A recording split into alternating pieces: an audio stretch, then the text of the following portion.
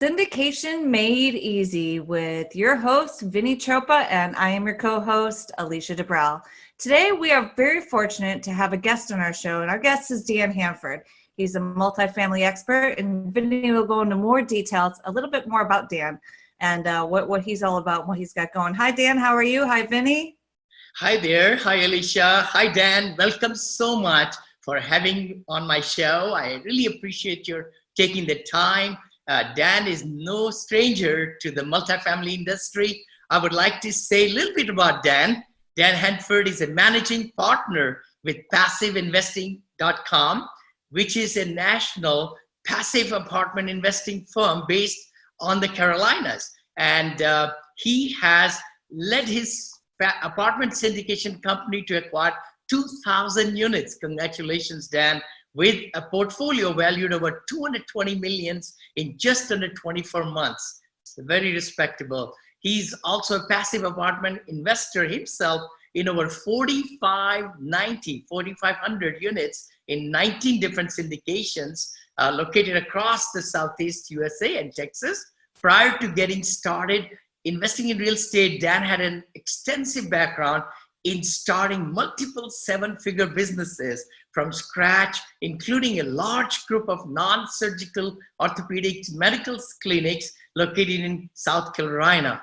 Dan is also the founder of the Multifamily Investor Nation, MFIN, where he provides free multifamily education to a nationwide group of over 25,000 members. That's fabulous, Dan, and it's been such a pleasure to be on your show last year and this year. The summit that you put together twice a year, you bring so much great value to many investors, budding and experienced. The MFIN has over 53 meetup groups across the USA and Canada that meets on the first Monday of every month.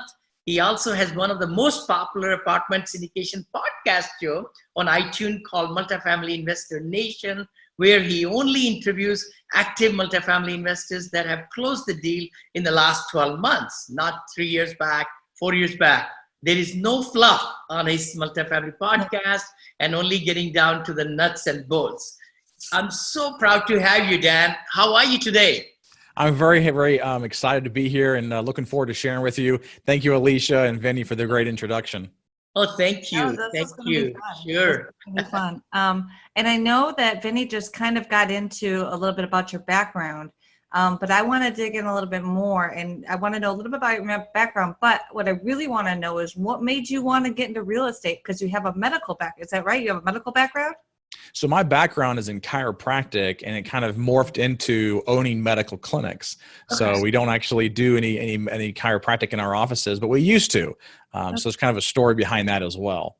I see. Well, we'd love to hear a little bit about that and a little bit why you got into real estate, what made you make that turn, and just a little bit more about you. Sure. So back when I first got out of chiropractic college, I wanted to be able to start my own practice. And, when I was in chiropractic college, I started one of my very first successful businesses called shopanatomical.com. And we sell to medical offices and doctors' offices, colleges, universities, labs. And we sell all types of anatomy models like skeletons and skulls and brains and hearts. And I started that in chiropractic college because all of the students were looking for a spine model. The one in the bookstore was overpriced. It was like $190. And I found it online for like $65. Oh, wow. And so I went straight to that distributor and said, hey, what can I do? What can I get this for? And he said $65 if I put an order of like 20 in. And I ended up getting 80 orders up front the first week. I went in front of all the student body, every class, and basically just told them about this spine. And it was it was the exact spine in the bookstore, but they were literally just overpricing it. Mm-hmm. And so found that distributor, called him up, got it for $65. I sold it for $70. So I only made like $5 a spine. But once I realized I sold 80 of them, I actually called the manufacturer directly instead of the distributor. And I said, could I set up an account? And they said, yes. And so I got those spines for $42.48. I'll never forget that. You've been an entrepreneur since day one. Yes, absolutely. Oh yes. My gosh, that's awesome. Yeah, it went from like a couple $100s to a couple $1,000s in profit. And then of course, another, 4 weeks later, sold another 40 spines. And then just every quarter, new students coming in, I would continue to sell them. And they actually opened me up, the manufacturer, to sell their entire product line of over 2,000 products. And so I started with my background prior to that, doing web design and web hosting and things like that. Started to sell things online, started my own online store and built it out from there, started selling 20, 30, 40,000 a month. And, we actually sell over $100,000 a month. This is now 13 years later. Oh my gosh. I was going to ask business. you. 13 years. That's amazing. Amazing. Yep. Now, you always lived in North Carolina, right? Oh, South Carolina. South Carolina. Yep. South Carolina. I'm in Columbia, South Carolina. Yep. When did you get into multifamily, and what brought you into that? Sure. So when I went into chiropractic college and then started my own clinics, I realized early on that as a chiropractor and seeing patients day in and day out, that I was really in another job. And so I was basically just trading time for dollars. Even though I was still working for myself, I could only see so many patients every single day. Sure. And so started to hire on associate chiropractors to work for me, and then integrated the medicine into it, where I had what's called an MD-DC clinic. A medical doctor was in there as well as our chiropractors, and then really fell in love with a type of medicine, which is non-surgical orthopedics and sports medicine, where we do a lot of regenerative type medicine of prolotherapy, PRP, stem cell, those types of treatments. And I decided that in order for me to get and build my clinic and be able to get outside referrals from outside chiropractors, I needed to stop doing it myself, because in chiropractors never refer to other chiropractors because they're afraid you're going to steal their patient. Yes. And so I cut that out, and then it really allowed me to grow the clinic from one location to 4 locations in an 18-month period of time. And then at that time the clinics were doing really well. We put systems and procedures and processes in place to make sure they were being managed properly. I have a team right now of just under 50 employees in that group. And so I was obviously cash flowing off of that business as well, but I was writing these really large 6-figure checks to the government, not once a year, but 4 times a year. Yes. And was getting really frustrated with that.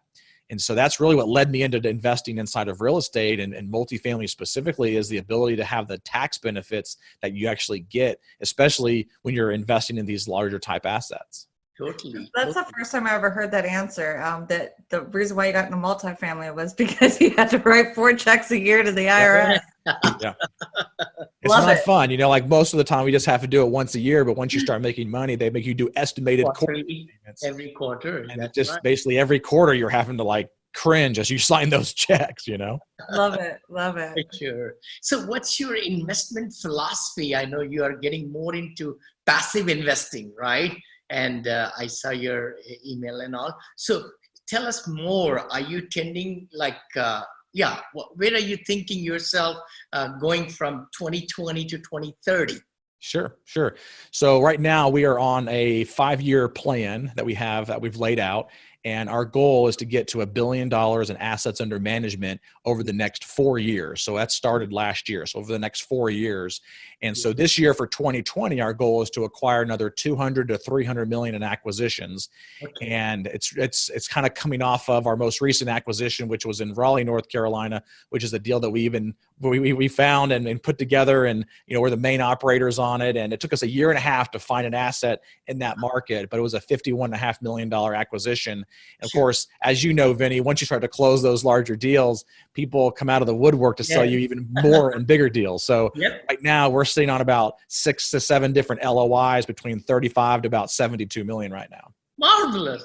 All right. Hey, we'll have some competition. Oh, yeah. Well, and the nice thing is I don't think we're in the same market, so I don't think it's as much competition. So true. We are in the Floridas at this time. We are having some off-market deals are coming through the broker relationships, and you're in the Carolinas. Yeah. Hey, we are close by. That's amazing. Yeah.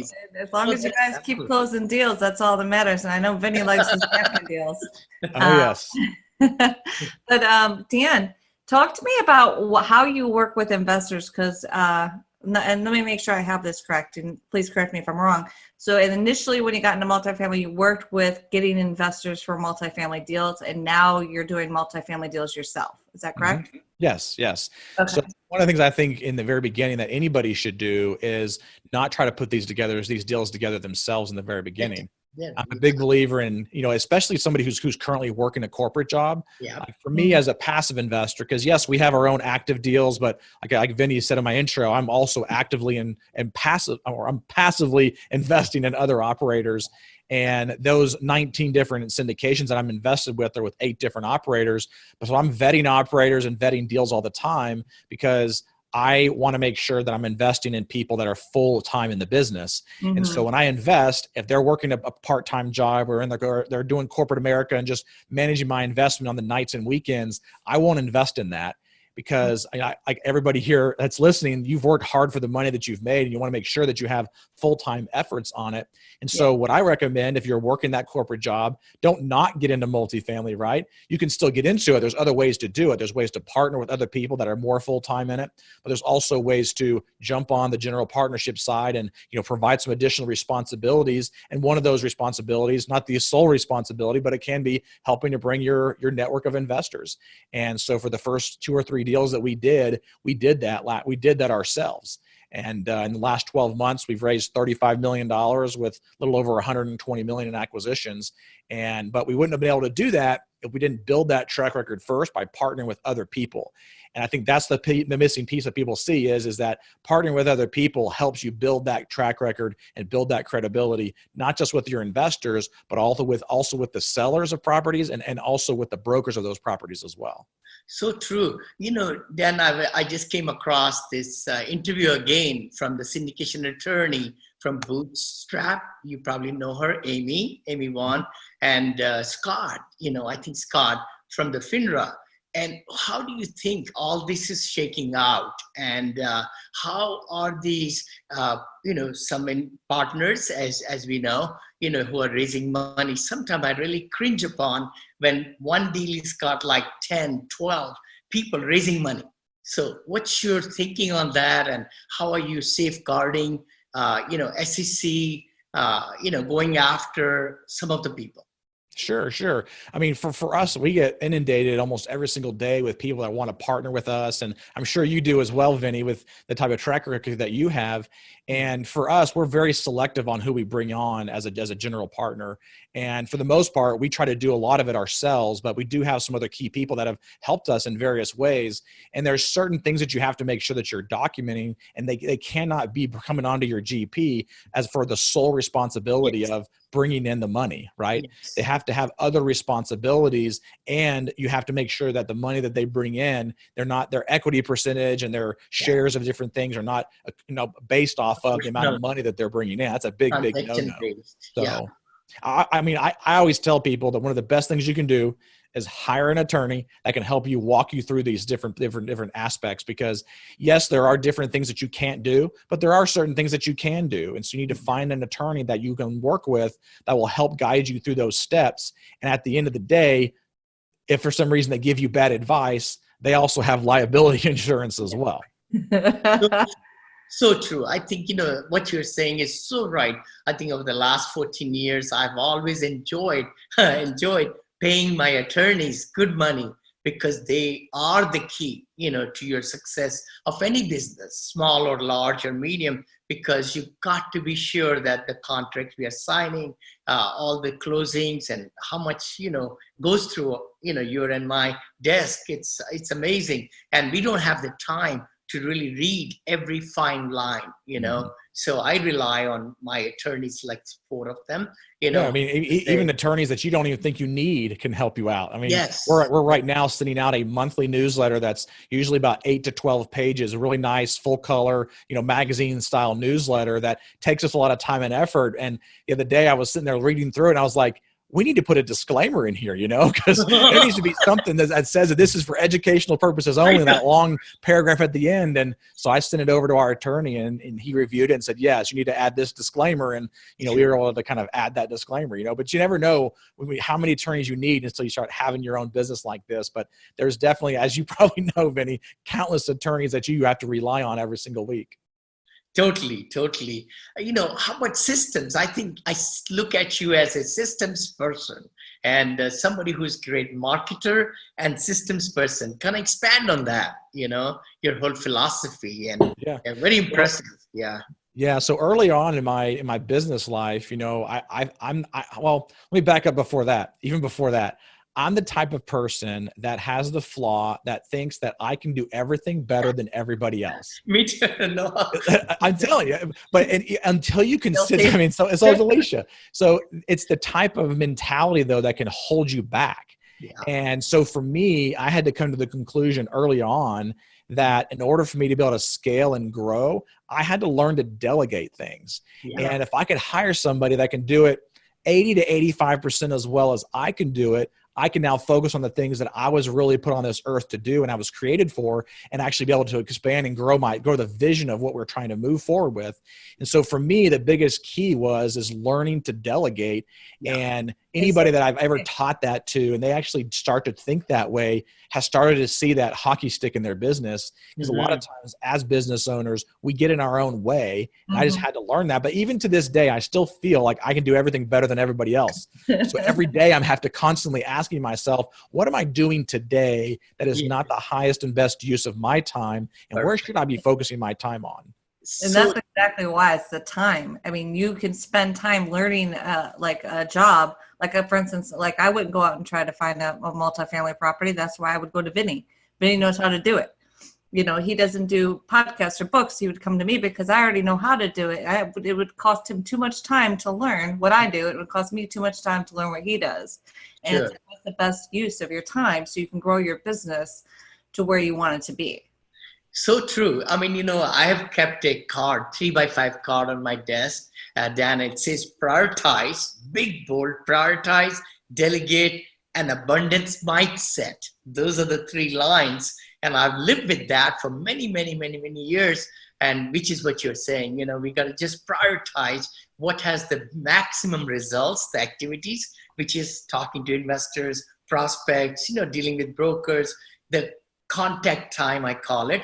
Thinking time or preparation time is very special time, which saves a lot of other time because if you're more prepared, all that. But the big thing is delegation. I think, like you just said, delegating by having virtual assistants or by having team members. Like you said, you have so many team members. At the peak, I had 100 full-time team members because we also manage the assets. So we have vertically integrated management companies and education companies and other things and acquisition companies. So no, I see your point. I mean, it's so important that everybody listening to us, if you're thinking that you accomplished a lot in 2019, we are in February of 2020, or what you accomplished even last month, I hope that everybody takes a good look at it, what activities we spent time on, what results we got, and then make that shift, I totally agree. But Dan, I want to come back to the real estate side of things.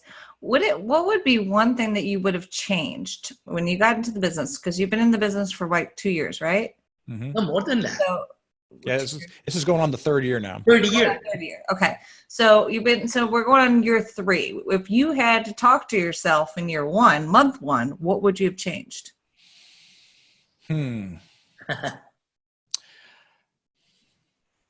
I don't know if I would have changed anything because there's at that time, if I was in the same situation, I would have probably made the same decisions that I have now. I don't think I would have changed anything other than the fact that maybe I would have hired my mentor sooner, but I hired him pretty early on as well. So it was I could have hired him maybe a couple months earlier than I did. But a lot of that was just the process of learning who he was and whether he was the right fit and vetting a couple other different people that were in the space and things like that.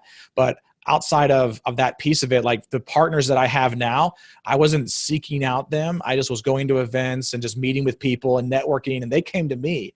Yes. And to me, that's one of the best ways to find partners, because in partnerships, one of the biggest reasons why they don't work out is because the people in that partnership are too similar to each other. Yeah. You have to find people that are balancing out your flaws and making sure that you don't overstep each other's roles in the actual partnership.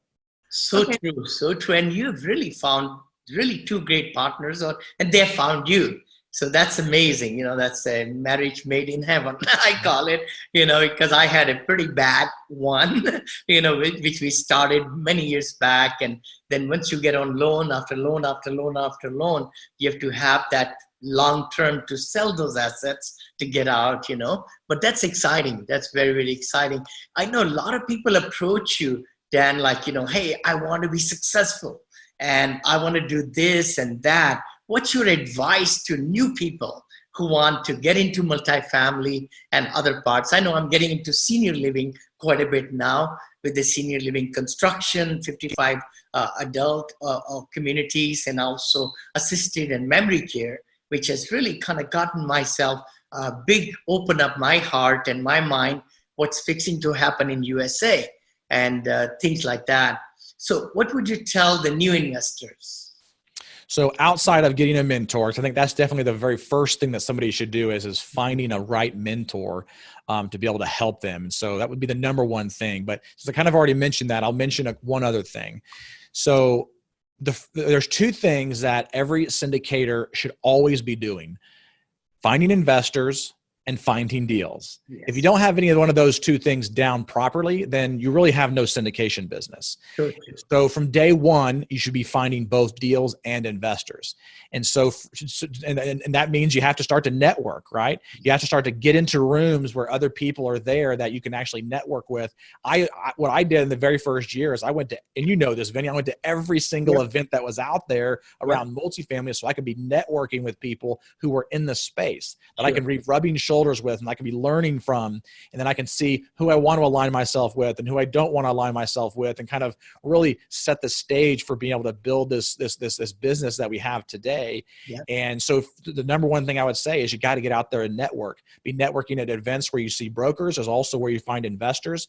And even when you're finding investors, you don't always have to go to, real estate related events to find investors. Exactly. You have to start thinking outside the box. And for me, I'm a business owner. So I started to go to other business related events and networking with high level business people that are now investing in our properties. And it's because I want to be the only person in the room that is actually looking for the thing that I'm looking for, and not be in a room where everybody is looking for that one person, that one accredited investor. Like at these RIA clubs, you go to them and all of a sudden somebody new comes and they're an accredited investor, and it's like a fat rat on a Cheeto, right? Everybody goes in and just tries to, get to network with that person. And then, now they have 30 people to choose from versus you being the only one that they've heard from. So right. Oh my gosh, you're so right. In my academy, I teach that, going to wealth clubs or network, Rotary clubs, Toastmaster club, any kind of clubs, philanthropy clubs. I mean, it's just so many people, who are in different organizations where we are in any part of the nation. So that's so right. So right. What kind of books are you reading, Dan? You can share with us some podcasts, which ones you listen to, and the books. Sure. So I listen to my own podcast. No, I'm just kidding. Yes, that's a good one. I would highly recommend. You bet.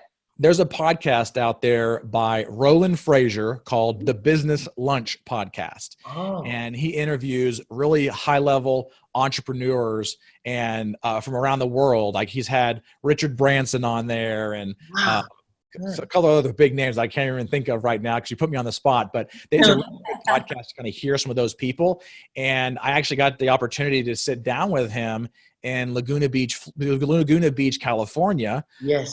Over in your neck of the woods, a little bit south of you, but over in California, and got to sit down with him, and he interviewed me for that podcast, which was pretty exciting.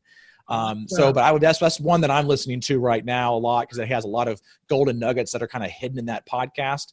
And right now, I'm actually reading a book from the CEO of Walt Disney, Robert Iger. And so far, it's been a very, very good book. Almost finished with it, but it would be another one that I would highly recommend somebody picking up. Beautiful, beautiful. I want to take a moment, and I met your wife, lovely wife, Danae, and also I've seen you on Facebook with the family, and I know you both are so strong, with 4 children that you have, and I think, the why we work so hard, it all comes down to, family and the kind of memories we want to build with them. What motivates you every morning? What time do you get up in the morning? So I usually get up between about 6 and 6:30. Okay. And the first thing I do is I sit down and have a nice cup of coffee with my wife before the kids get up, and we just kind of enjoy a good 30, 45 minutes to an hour of quietness and talking to each other about what we're going to be doing that day or that week. And to me, that's been something we've been doing since we've been married. Been married now a little over 12 years. Yes. And so it's something that kind of gets me going in the morning. But the first thing I do is I look at my calendar to see when I have to be in the office, which is why I like what we do, because if I don't have something scheduled, I don't necessarily have to rush to get to the office. Exactly. I can just relax and kind of spend time getting there. Yeah. And so that's what I do in the morning. And what keeps me motivated is the ability to continue to be able to live a lifestyle where I can control my own schedule. It's not necessarily about the money that I have. Obviously, the money allows you to control your schedule, but having the ability to control my schedule and, take off when I want to take off. And, next week I'm going to be at a conference in Keystone, Colorado. And are you going to be there as well? I wouldn't be able to. I just have conflict. I'm flying out to Atlanta, coming back, then I've got next week really booked up. Then we are leaving, actually. It's our 40th anniversary, wedding anniversary this year. Congratulations. So 5 trips. Yeah. So I want to take my wife to the Amazon and Galapagos. We're leaving for that. Wow. That's exciting. Well, next week I'll be in Keystone, Colorado for a conference out there. And my wife is going to go with me. Oh, good. I'm going to go a couple of days early and enjoy the slopes a little bit and just have a good time out there. And we have a trip planned in the summer with our kids. We're going to spend a month at a beach house in Florida. We've already got it all booked out and we're excited about that. So having the flexibility to have that kind of control is really kind of my motivation, what keeps me going, to be able to have that time to be able to spend with the family. Love it. Love it. What part in Florida, actually? As you know, we are buying in Florida, Melbourne, Jacksonville. He's got a place to rent to you. Yes, still. We are just doing ribbon cutting ceremony on the assisted living and, memory care in Cape Coral.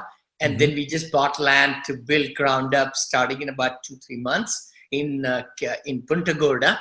And then also on the coast. Where do you go for vacation? Well, this trip, we're going to be going to Clearwater Beach, Florida. Oh, it's beautiful. Oh, my God. Just south of Tampa there. Yeah, south of Tampa. It's beautiful out there, for sure. Yeah. There's actually, we chose that area because when my wife and I first got married, the pastor that was with us that helped perform the ceremony, he now pastors a church in Tampa.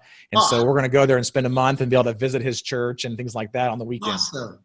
That's really romantic, and you'll have the whole family. Yeah. Now, guys, I know, Vinney, I know you got a flight, and Dan, I know you're busy, but I do have one more final question, and probably the most important one, which is, Dan, if somebody wants to get a hold of you, how would they go about doing that? What's the best way for them to get a hold of you?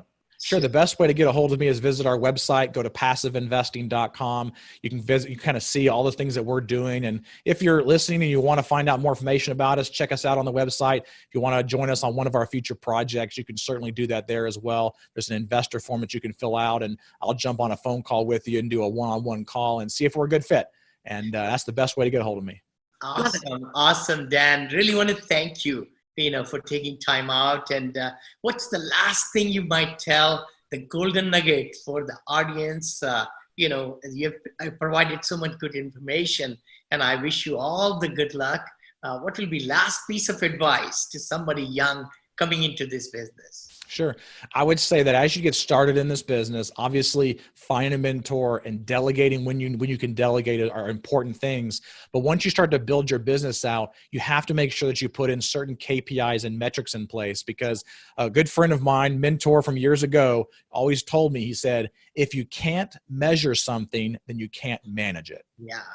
So true. So true. Love it. That's awesome. Thank you so much. Thank you, Alicia and I. Thank you both, Dan, and you have a wonderful day. Thank you. Yes, thank you, guys. Guys, this is Syndication made easy. Be sure to listen to Mr. Smiles next week with more golden nuggets and top-notch coaching tips. You can reach him by going to VinneyChopra.com. Be sure to like, comment, and share to show everyone how Mr. Smiles has brought your apartment syndication business to the next level.